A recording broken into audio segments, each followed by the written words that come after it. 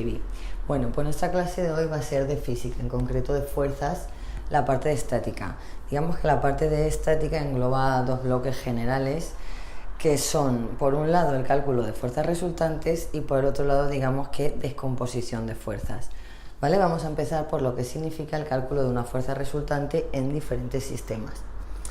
¿Vale? En primer lugar, tenemos que las fuerzas pueden ser horizontales, o sea, horizontales es que están horizontales, pueden ir en el mismo sentido o en sentido contrario. Cuando yo tengo fuerzas en sentido contrario, la resultante se va a calcular realizando una resta, y si las tengo en el mismo sentido va a ser al contrario, haciendo una suma.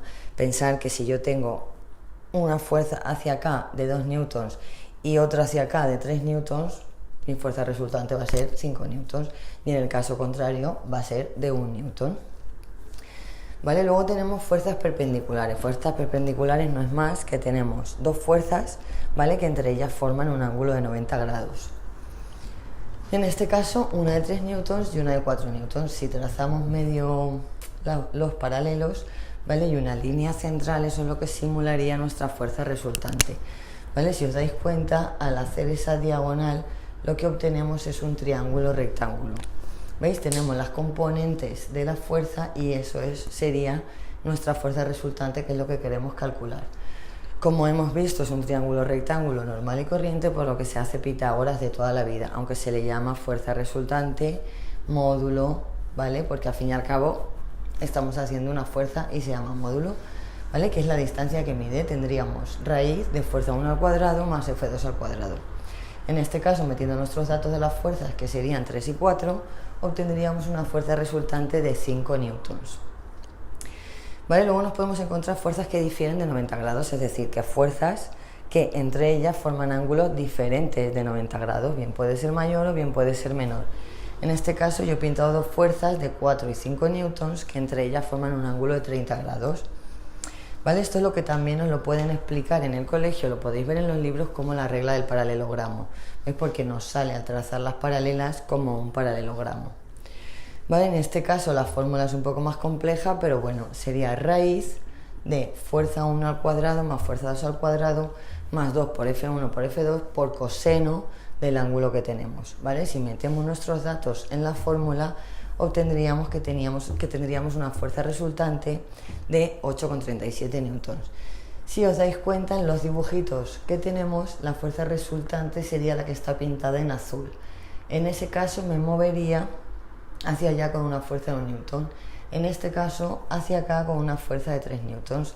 En este caso, una fuerza diagonal de 5 newtons y en este caso una fuerza resultante de 8,37 newtons. ¿Vale? Luego digamos que está lo que se llama descomposición de fuerzas, que es hacer un poco como al contrario. Si os dais cuenta, este dibujito y este dibujito se parecen, ¿vale? Lo que pasa es que en ese caso teníamos las componentes en X y en Y y teníamos que calcular la resultante. Ahora tenemos justo el caso al contrario. Yo tengo que la fuerza es de 7 newtons, pero no sé lo que vale X ni lo que vale Y, ¿vale? Por eso se llama descomposición de fuerzas. Para ello tenemos que recordar nuestras razones trigonométricas básicas del seno de alfa, que recordar que era cateto opuesto partido hipotenusa, y coseno de alfa, que era cateto contiguo partido hipotenusa. ¿Vale? Si nos fijamos en la fuerza que tenemos, que podemos llamarla F1, tenemos una fuerza de 7 newtons que está formando un ángulo de 30 grados con la horizontal. ¿Vale? Si planteamos, por ejemplo, el seno de 30 sería igual a cateto opuesto, que ¿quién es nuestro cateto opuesto? ¿Veis? Es igual que el que tenemos enfrente. Nuestro cateto opuesto sería lo mismo que FI. Partido hipotenusa, que en este caso es nuestro valor de la fuerza, que serían los 7 newtons. ¿Vale? Si despejamos, tendríamos que FI es igual al seno de 30 por 7. ¿Vale? Que FI sería igual a 3,5 newtons. ¿Vale? Si planteamos ahora el coseno de esa misma fuerza, tendríamos coseno de 30, que sería igual a cateto contiguo partido hipotenusa. Nuestro cateto contiguo, desde el ángulo que estamos mirando, ahora sería Fx. Fx partido hipotenusa, que sigue siendo 7 newtons, por lo que nuestra Fx sería coseno de 30 por 7, ¿vale? Los cosenos y senos los podéis hacer en la calculadora. Coseno de 30 por 7, que nos daría 6,06 newtons. ¿Veis? Ya tendríamos nuestra componente en Y y nuestra componente en X. Si os dais cuenta, acabamos de sacar lo que vale ese trocito y lo que vale ese trocito, que es lo que me permita pintar la fuerza resultante, que es la que nos daban inicialmente. ¿Vale? Así parece medio sencillo, pero normalmente nos van a dar una única fuerza para hacer la descomposición, sino que vais a tener un sistema de fuerzas. ¿Vale? Podemos tener una fuerza hacia acá, otra fuerza hacia allá, otra fuerza hacia acá, etcétera, ¿vale? En este caso sí que estaríamos como la nuestra que hemos explicado, pero tened en cuenta que también nos pueden dar otro ángulo. ¿Por qué os digo esto? Porque es muy importante que cuando planteéis las razones trigonométricas, ¿vale? Aquí veis, siempre tenemos que buscar nuestro triángulo rectángulo para poder hacer el seno y el coseno. En este caso, nuestro cateto puesto desde el ángulo de 30 era FI y el contiguo era FX, pero si nos centramos en este, ¿ves? Cuando yo plantee seno de 50, mi cateto opuesto va a ser FX. En cambio, cuando diga coseno de 50, mi cateto contiguo va a ser FI.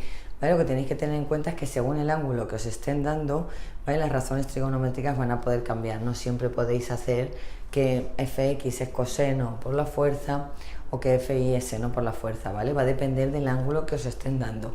En eso tenéis que estar muy atentos, ¿vale? Y cuando tengamos una fuerza que sea sin ángulo, ¿vale? Siempre una componente, bien la FX o la FI, va a ser 0. En este caso, ¿veis? Tendríamos 0 y el valor de la fuerza que sea, imaginaros que es 3, ¿vale? Tendríamos 0 en X, 3 en Y, ¿vale? O en este caso menos 3, que otra cosa de las que hay que tener en cuenta cuando tenemos un sistema de fuerzas es que en este caso nuestra Fx sería positiva, en este caso nuestra Fi sería positiva, pero si nos centramos en esta fuerza del segundo cuadrante, cuando calculemos el valor de Fx, ¿vale? Voy a tener que acordarme de poner un signo negativo y Fi estaría también en el positivo. En este caso nuestra Fx sería 0, puesto que no tengo inclinación ni tengo ángulo, ¿vale? Pero nuestra Fi, suponiendo que la fuerza sea, por ejemplo, menos 4, ¿vale? Voy a tener que Fi es menos 4. Esas son cosas que tenéis que tener en cuenta y que tenéis que estar atentos. Bueno, pues espero que os haya gustado la clase, que haya sido de utilidad y felices.